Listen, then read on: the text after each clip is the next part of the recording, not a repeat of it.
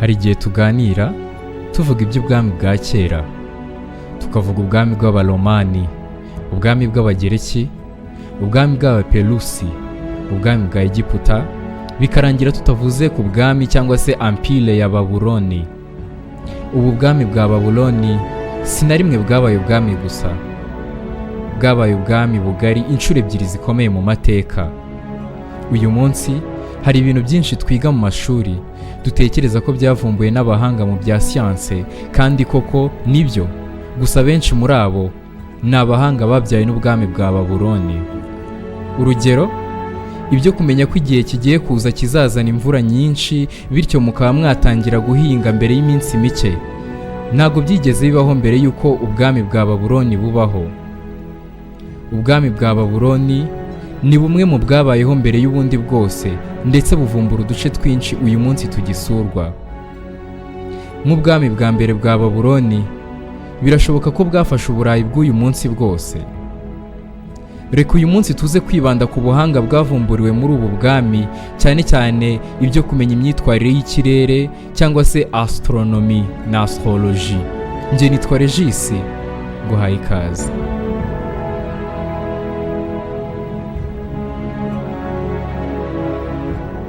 Mu bihumbi 2010 abaturage ba Sumeri cyangwa se Sumerians bari bazwiho guhora mu ngendo batembera isi. Bisanze mu gace kasaga nk'aho kadatuwe, kari agace k'ikibaya kigari cyari kiri hagati y'imigezi miremire ibiri itandukanye. Mu majyepfo y'iki kibaya hari umugezi wa Efurate, mu majyaruguru hakaba umugezi wa Tigris. Ni agace kari keza cyane cyane bitewe n'uko ubutaka bwari burambuye, bikaba byaborohereza kuhubaka.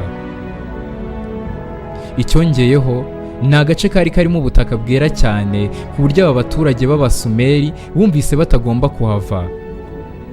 Izina rya mbere ryiswa ku gace ni Mesopotami. Ni amagambo y'Ikigiriki asobanura ubutaka buri hagati y'imigezi ibiri. Uyu munsi agace kanini ka Mesopotami ni muri Irake, utundi duce duto ni Irani, Syria, Turukiya na Kuwait. Aba baturage batangiye kubaka hafi y'umugezi wa Efurate wari uri mu majyepfo.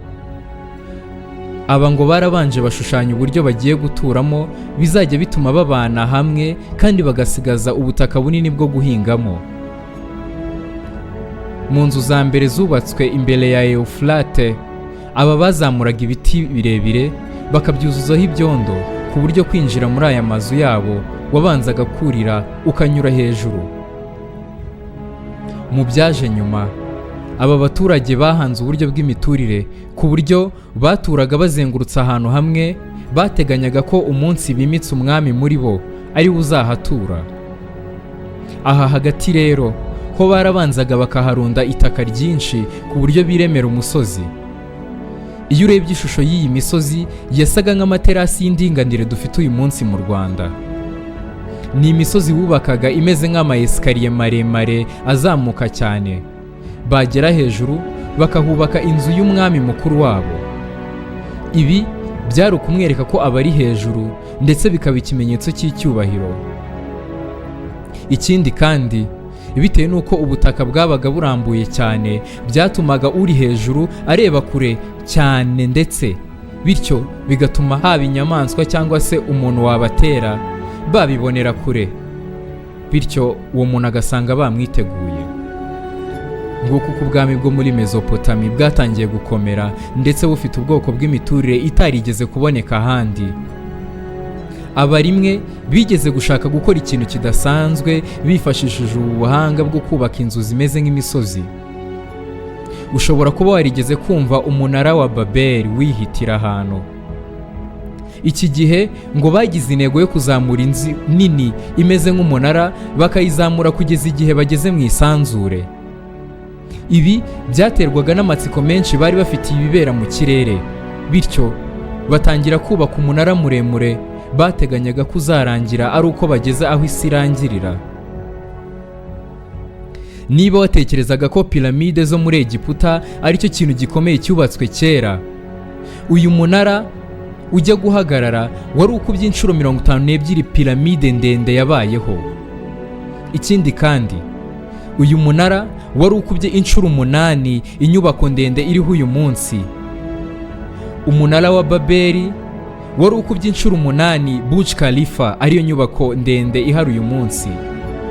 Umunara wa Babeli wari umaze kugira ibirometero 7.6 mbere yuko kubaka bihagarara.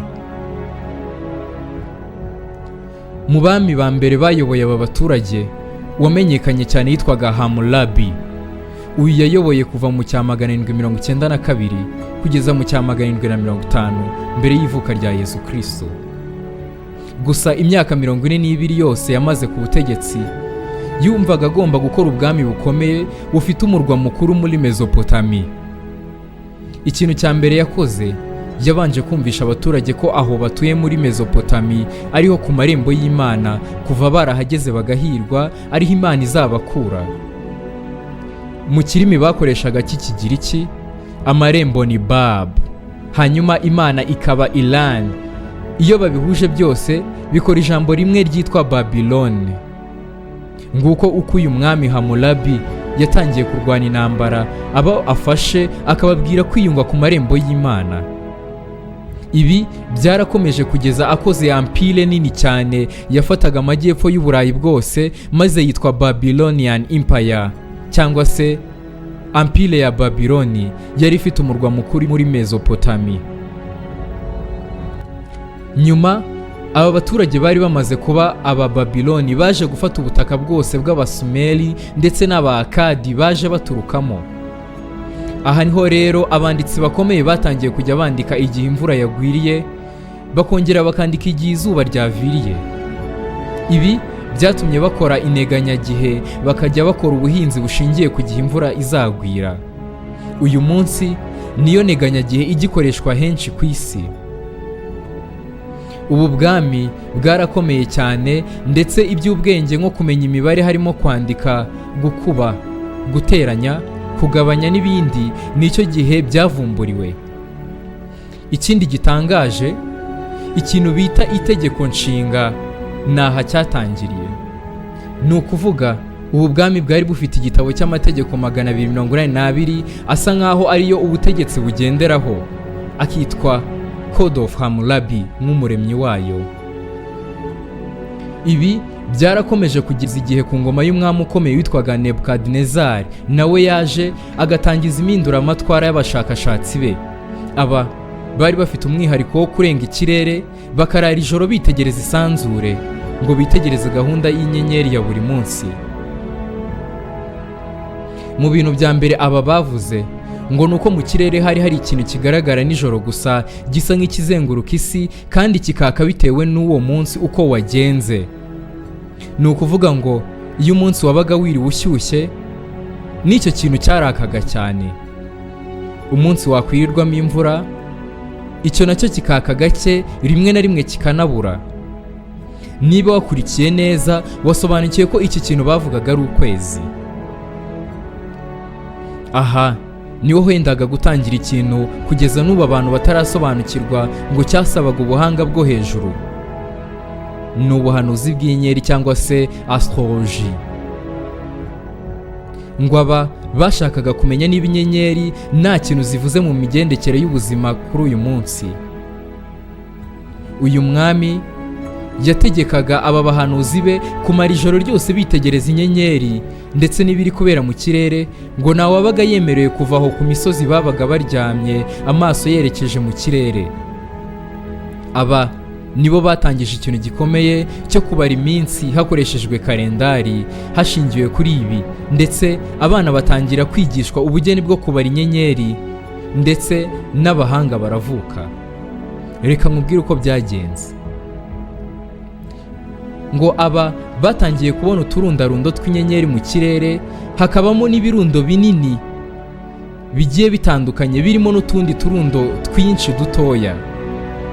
Muri ibi birundo hari icyo bahoraga babona kure, ariko kikaba giteye uburyo bumwe kitajya gipfa guhinduka. Ngo iki kirundo cyasaga nk'umurongo ugenda ukazenguruka kugeza igihe ikirundo gisa nk'ikibaye ikizeru. Iki kirundo cy'inyenyeri ngo cyari kinini cyane ku buryo cyafataga igice kinini izuba ririmo ndetse n'imibumbe nka Mercury na Venus ikabarizwa muri iki kirundo yose. Ibi bavugaga ko bigoye cyane ko kukibonera hamwe bisaba ko ugumye kwitegereza uwo murongo w'umuzenguruko wacyo, kandi bitwara igihe kinini kugira ngo uwo murongo usubire aho wahereye. Ngo muri iki kirundo hahoragamo ishusho ikozwe n'inyenyeri nini igaragara cyane igafata imfuruka ya 30 muri icyo kizeru. Uribuka neza ko aba bari baramaze kumenya ibya matematike kera. Ngo barabaraga bagasanga kugira ngo iyi shusho ihinduke bisaba hagati y'iminsi 26 na 32, ubundi hakaza indi shusho muri cya kirundo. Gusa ngo nago izi shusho zazaga mu mwanya umwe. Nyuma y'iminsi yavuzwe haruguru hahitaga haza ishusho iri imbere yivuyeho, ndetse nayo igafata imfuruka ya 30.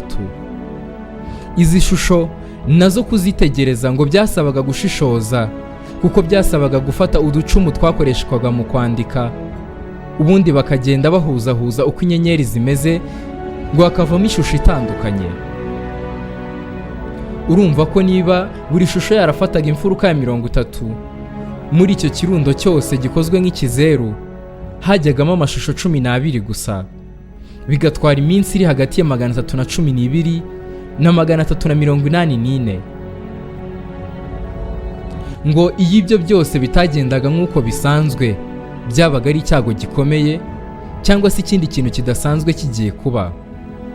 Iki kirundo navugaga haruguru nicyo baje kwita izina Zodiac, bisobanuye Circle of Animals cyangwa se umuzenguruko w'inyamaswa. Impamvu ngo nuko amashusho menshi yazagamo yabaga ari inyamaswa, ariko bikaba bifite icyo bisobanuye. Iyi niyo yabaye kalendari ya mbere ku isi, kuko buri shusho yahawe izina, ubundi bakajya bifashisha ayo mazina mu kuranga igihe. Urugero, bashoboraga kuvuga ngo ku munsi wa 2 w'ifi. Ibi bikavuga ko ari nyuma y'iminsi 2 ishusho y'ifi igaragaye muri Zodiac. Aba ngo bakomeje kwiga cyane iby'inyenyeri. Umwana uzi ubwenge muri Babiloni akaba ari uzi ibyo kubara inyenyeri. Hageze igihe bakajya bagereranya muri iki kimenyetso, bakagereranya ikimenyetso kivuyeho ndetse n'ikindi. Bakareba abana bavuka bafite ubwenge ikimenyetso bavukiramo n'ibindi nk'ibyo. Ibyari bizwi cyane ngo nuko abana bafite ubwenge bwinshi bakundaga kuvuka muri Zodiac harimo ikimenyetso cy'umutwe w'ihene uriho ihembe rimwe. Nusoma igitabo cya Bibiliya uzasanga Yezu Kristo ngo nawe yaravutse muri Zodiac harimo ishusho y'ihene ifite ihembe rimwe, ikimenyetso cy'abana b'abahanga. Ikindi kandi ngo abari bariyeguriye kumenya iby'inyenyeri bari mu bambere bamenye ko Yezu Kristo yavutse. Gusa ngo ntibari bazi ko ari umwana wavutse, ahubwo bo babonye inyenyeri idasanzwe mu kirere isa nk'ibaha icyerekezo barayikurikira. Bivuga ko aba babanje bakayoba, ariko bakongera kubona aho inyenyeri yerekeza bakaza gusanga akana gato kavutse. Abahanga mu by'amateka ya Yezu Kristo bayahuza cyane n'ibi bimenyetso, ndetse bakavuga ko ibi bimenyetso byakozwe n'Imana koko. Reka ngusobanurire. Umwaka wo muri Bibiliya uvuga umunsi umwe wo muri Zodiac. Ni ukuvuga ngo iyo ikintu gihindutse muri Zodiac mu munsi umwe kiba kizahinduka no ku isi nyuma y'umwaka. Nubihuza n'ubuzima bwa Yezu Kristo, Yesu yavukiye hagati y'ibimenyetso bibiri, Sagittarius na Capricorn. Sagittarius ni ishusho y'indogobe, hanyuma Capricorn nakubwiye ko ari ihene. Kuvukira hagati y'ibimenyetso bibiri byari bisobanuye ko azavukira mu kiraro kirimo izi nyamaswa zombi. Niba uzi Bibiliya neza ugasanga Yesu niyavukiye mu kiraro, unyomoze. Reka nkubwire ikimenyetso cya kabiri. Nyuma y'imyaka 30 Yesu avutse yarabatijwe mu mazi menshi. No muri Zodiac nyuma y'iminsi 30 hahita hazamo ishusho ya Aquarius cyangwa se amazi menshi. gatatu. Nyuma y'iki gihe Yesu yahise abona abigishwa bavuye mu barobyi, harimo Simoni Petero, Ndereya, Yakobo na Yohana. Ishusho yari ikurikiyeho muri Zodiac ni Pisces cyangwa se ifi. Ibi byari bisobanuye ko Yesu ikindi kintu azahura nacyo kizasobanurwa n'iyi shusho y'ifi. Ni ukuvuga abamukurikiraga bagombaga guturuka mu mazi arimo amafi. Icya kane, ngo nyuma y'ibi Yesu yaje nk'uje kumara amapfa abaturage kuko ngo inzara yari itangiye gutera. Muri Zodiac ho hagombaga kujyamo ikimenyetso cya Riz cyangwa se ikimasa. Ikimasa cyangwa se ibimasa byasobanuraga uburumbuke icyo gihe kuko byabaga bikoreshwa mu buhinzi. Ngo na Yesu Kristo nawe nyuma yo kubatizwa yagombaga kumara amapfa abatuye isi, aricyo kimenyetso cya Riz ari ibi cyavugaga. Twakomeza tukarangiza ibimenyetso byose uko ari 12. Gusa reka nkubwire akandi kantu kamwe utaruzi. Ujya wumva ijambo muri Bibiliya ngo intare yo mu muryango wa Yuda. Mu gihe cy'izuba ryinshi muri Babiloni hakundaga kuba harimo ishusho ya lewo cyangwa se intare. Bitewe n'uko Yesu nawe yari afite ubushobozi bwinshi, igitabo cy'ibyahishuwe kigeranya ubu bushyuhe bw'izuba ryo mu gihe cya lewo n'ubushobozi bwa Yesu Kristo. Nicyo gituma umwanditsi w'iki gitabo yita Yesu intare yo mu muryango wa Yuda, bisobanuye intare yonyine yo mu bimenyetso 12 byo muri Zodiac. Ubu buhanga busa nkaho uretse abaturage bo muri Babiloni abandi bashoboye kubwiga ari bake cyane. Gusa hari abifashishije ubu buhanga bahanura byinshi kugeza n'umwaka turimo uyu munsi wa 2025. Umwe mu bahanuzi bakomeye bifashishije inyenyeri harimo Michel de Nostradamus. Iyo bamuvuze mu Kilatini ni Nostradamus. Sinzi niba warigeze wumva uyu mugabo. Uyu azwi cyane kubera igitabo yanditse mu cya 555 cyari kirimo ibika 942. Buri gika kigizwe n'imikarago 4 itari mito. Iki gitabo ngo ni ubuhanuzi bw'ibizaba, ndetse byari bitondekanyije uko imyaka ikurikiranye. Ni ukuvuga ngo guhera ku gika cya mbere byari bisobanuye umwaka yacyandikiyemo. Uko igika gihinduka umwaka nawo ugahinduka. Iki gitabo cyitwa The Prophet. Uyu mugabo ngo mu bintu byose yanditse nta na kimwe yigeze yibeshyaho na gato ku bizaba. Ahubwo usoma niwe ushobora kwibeshya kubera imigani iri muri iyi mirongo y'igitabo cye. Mu bwanditsi bwe hari nk'aho yanditse avuga umwami waciwe umutwe mu Bufaransa, ndetse Ubufaransa bukongera kuzamuka cyane. Ibi ngo yabyanditse avuga iby'impinduramatwara yo mu Bufaransa cyangwa se French Revolution. Ibi byabaye nyuma y'imyaka 282 Nostradamus asohoye iki gitabo. Ibindi yanditse iby'umutegetsi uzahera hasi ntacyo afite ariko agafata hafi y'Uburayi bwose. Aha yavugaga ibya Napoleon Bonaparte. Uyu yarakomeje agera n'ahanura iby'intambara ya kabiri y'isi, ndetse yongera kuvuga iby'iturika mu nzu y'ubucuruzi muri Leta Zunze Ubumwe za Amerika.